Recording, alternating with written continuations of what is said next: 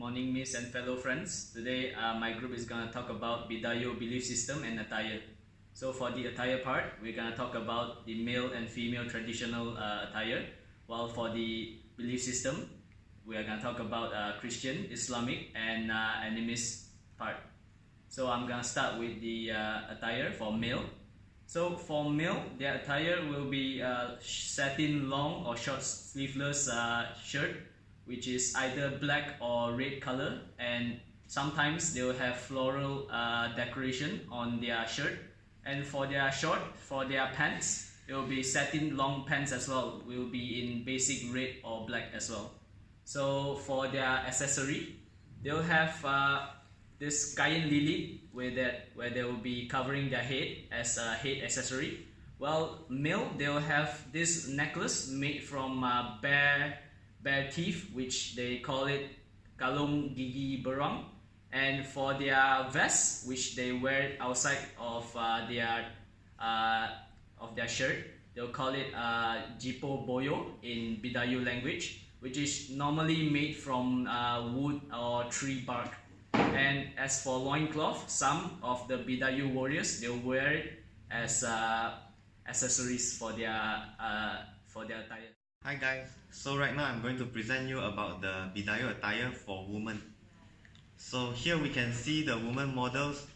They are mainly consist of the top and the bottom. The top, they have a short sleeve, or we can also call them as a sleeveless blouse. They call it as jomu in Bidayuh language. It is made of the black satin fabric skirt and decorated with red sapphire jewelry from a silver coin. And up next, I'm presenting you the accessories that they wear all the time with them for their traditional attire, which consists of sepia, porrik, pangia, and soda. So let's look at the sepia. Sepia is actually the headgear for them. Consists of 3 colors: black, red, and white beads and silver coins. While porrik is actually worn on the legs from the knees downward, and it is a status of symbol and protection for the Bidayuh community. Pangia is the third accessories that they wear. It's actually made of beads and the armlets of shells that they wear as a necklace. Lastly, I'm going to talk about soda. It's actually the board belts that they wear around their waist, made of metals and silver, and that's it from the accessories.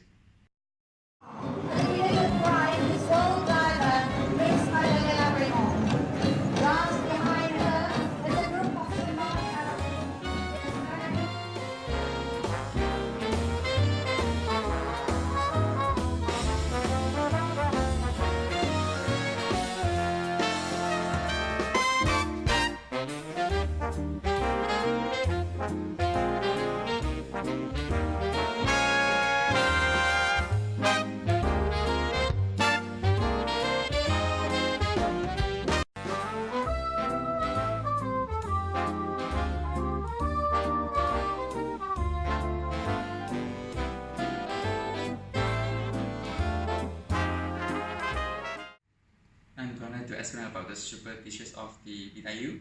So the first one is the traditional dancing with the scary mask. So they believe that this can chase away the bad evil and the spirit. So the next one is the head hunting ceremony. The head hunting ceremony, they believe that this is the sign of the strength and bravery.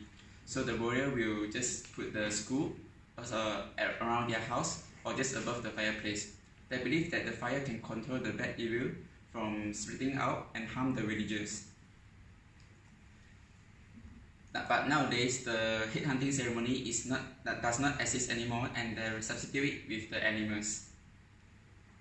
And the next one is the rings for fashion and for good fortune. So for the female Bidayuh, they will cover their leg around with the rings, so they believe that this kind of fashion and also bring them a good fortune and a wish. And this comes from a newborn baby. So the midwife, so before the baby is born, the midwife will just stain the mother's stomach with some turmeric and also coconut oil, so they believe that this can encourage the baby to grow.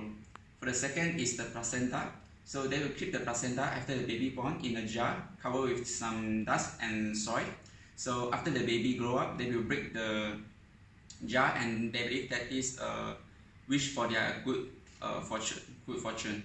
So the last one is when the baby in the delivering process, some sharp bamboo will hang on the ceiling. So they believe that this protect the mother and son, and protect the mother and son from the bad evil named Konak.